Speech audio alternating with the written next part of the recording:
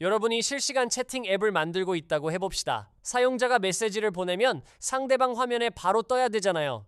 그런데 웹소켓이라는 걸 아직 모른다면 아마 가장 먼저 떠올리는 방법은 이거예요. 프론트엔드에서 1초마다 서버한테 새 메시지 있어? 라고 계속 물어보는 거죠. 이걸 폴링이라고 부릅니다. 사용자가 한두 명일 때는 이 방식도 그럭저럭 돌아갑니다. 1초에 한 번씩 요청 하나 보내는 거 서버 입장에서는 별로 부담 안 되거든요. 그런데 여기서 질문을 하나 던져볼게요. 이 채팅방에 사용자가 1000명 들어와 있다면 어떻게 될까요? 사용자 1000명이 각자 1초에 한 번씩 서버한테 물어보면 서버는 초당 1000개의 요청을 처리해야 됩니다. 근데 진짜 문제는 이 요청들 중에 실제로 새 메시지가 있어서 의미 있는 응답을 받는 경우가 거의 없다는 거예요.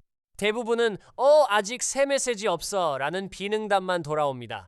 초당 1000번, 1분이면 6만 번, 대부분 아무 의미 없는 요청과 응답을 서버가 계속 처리하고 있는 거죠. 게다가 매 요청마다 HTTP 헤더가 따라붙습니다. 쿠키, 인증 토큰, 유저 에이전트 같은 정보들이 매번 반복해서 전송되는데 실제 메시지 데이터보다 이 헤더 크기가 더 클 때도 많아요. 그리고 진짜 치명적인 문제는 지연 시간입니다.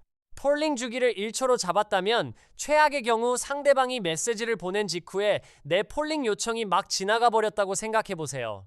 그럼 나는 다음 폴링 때까지, 그러니까 거의 1초 가까이 기다려야 그 메시지를 받을 수 있습니다. 실시간이라고 부르기엔 애매한 속도인 거죠. 주기를 더 짧게 하면요, 100ml초로 줄이면 서버 부하는 10배가 됩니다. 사용자 수가 늘어나거나 실시간성을 높이려고 할수록 서버는 기하급수적으로 힘들어지는 구조예요. 이 문제를 해결하기 위해 나온 게 바로 웹소켓입니다. HTTP처럼 브라우저와 서버 사이에 연결을 맺는다는 점은 똑같아요. 실제로 웹소켓 연결도 처음에는 HTTP 요청으로 시작합니다. 하지만 여기서부터 완전히 달라져요. HTTP는 요청 하나를 보내고 응답 하나를 받으면 그걸로 끝입니다. 연결이 계속 열려 있어도 매번 새로운 요청과 응답의 쌍으로 대화가 이루어지는 거예요.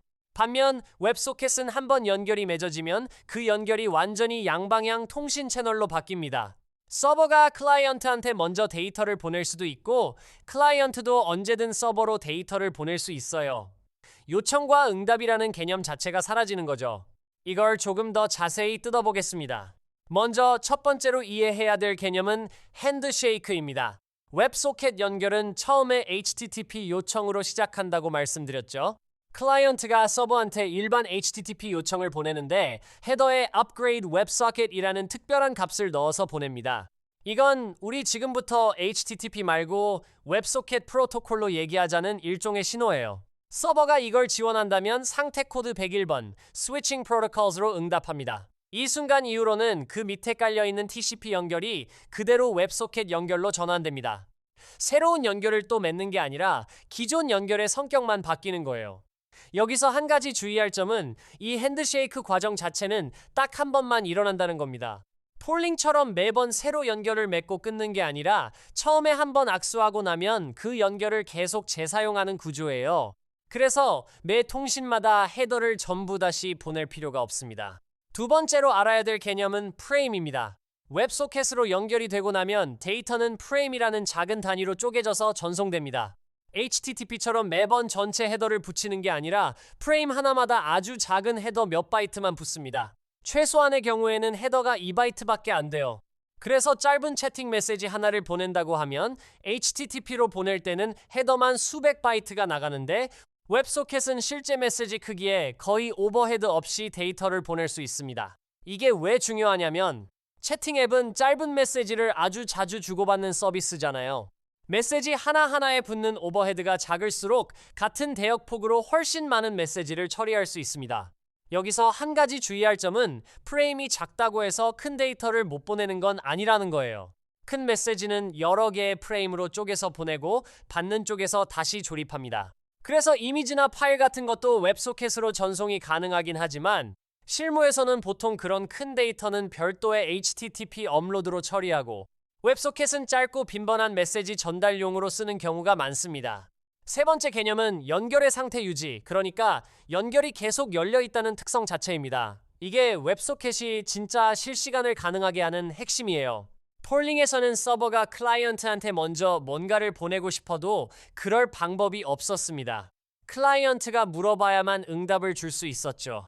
하지만 웹소켓은 연결이 항상 열려 있기 때문에 서버는 새로운 메시지가 도착하는 그 순간 바로 클라이언트한테 밀어 넣을 수 있습니다.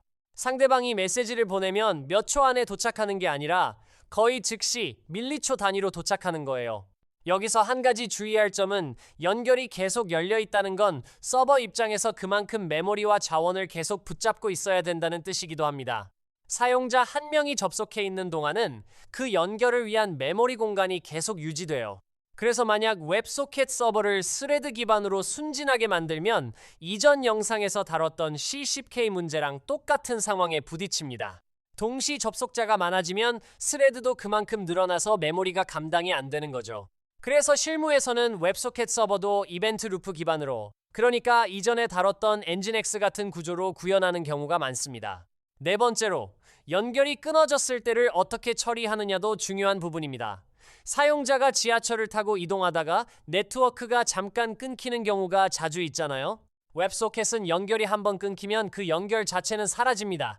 TCP 연결이 끊어지는 거니까요. 그래서 클라이언트 쪽에서는 연결이 끊어졌는지 감지하고 자동으로 재연결을 시도하는 로직을 직접 구현해줘야 합니다.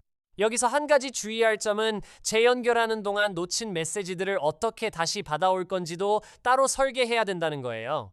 웹소켓 자체는 이 부분을 알아서 해결해주지 않습니다. 그래서 보통 마지막으로 받은 메시지의 시점을 클라이언트가 기억해두고 재연결됐을 때 서버한테 이 시점 이후 메시지 다시 보내줘 라고 요청하는 방식으로 구현합니다. 그럼 이런 구조가 실제로 어떤 이점을 주는지 정리해볼게요. 채팅 앱, 실시간 주식 시세, 온라인 게임의 상태 동기와 협업 문서 툴에서 커서 위치 공유 같은 기능들이 전부 웹소켓 위에서 돌아갑니다. 이런 서비스들의 공통점은 서버에서 클라이언트로 예측 불가능한 타이밍에 자주 데이터를 밀어줘야 된다는 거예요. 반대로 실패 케이스도 있습니다. 예를 들어 로드 밸런서 뒤에 여러 대의 서버가 있는 상황을 생각해 보세요. 사용자 A는 서버 1번의 웹소켓으로 연결돼 있는데 사용자 A한테 메시지를 보내야 하는 이벤트가 서버 2번에서 발생했다면 어떻게 될까요? 서버 2번은 사용자 A가 연결돼 있는 서버 1번한테 그 사실을 알려줘야 됩니다. 그래서 여러 서버로 웹소켓을 확장하려면 Redis 같은 별도의 메시지 브로커를 두고 서버끼리 정보를 공유하는 구조가 추가로 필요해요. 이 부분을 생각 안 하고 그냥 여러 대로 스케일 아웃 했다가 메시지가 엉뚱한 곳으로 안 가거나 아예 전달이 안 되는 문제를 겪는 경우가 흔합니다. 그럼 웹소켓이 왜 이렇게 효율적인지 마지막으로 짚어볼게요. 첫 번째 이유는 아까 말씀드린 것처럼 프레임 헤더가 작아서 매 메시지마다 발생하는 오버헤드가 거의 없다는 겁니다. 두 번째 이유는 연결을 재사용한다는 점이에요. TCP 연결을 새로 맺는 과정 자체가 시간이 걸리는 작업인데 폴링은 이 과정을 매번 반복하지만 웹소켓은 딱 한 번만 하고 끝입니다. 이 두 가지가 합쳐져서 폴링 대비 훨씬 적은 자원으로 훨씬 빠른 반응 속도를 만들어내는 거예요. 결국 웹소켓은 그냥 한 번 악수하고 나면 계속 열려있는 양방향 통로입니다. 서버와 클라이언트가 서로 눈치 볼 필요 없이 할 말이 생기면 바로바로 주고받을 수 있게 해주는 거죠. 이 영상이 도움이 되셨다면 좋아요와 구독 부탁드리고요. 다음에 어떤 주제 다뤄봤으면 좋겠는지 댓글로 알려주세요. 가장 많이 요청받은 주제로 다음 영상 만들어 보겠습니다. 시청해주셔서 감사합니다. 다음 영상에서 뵙겠습니다.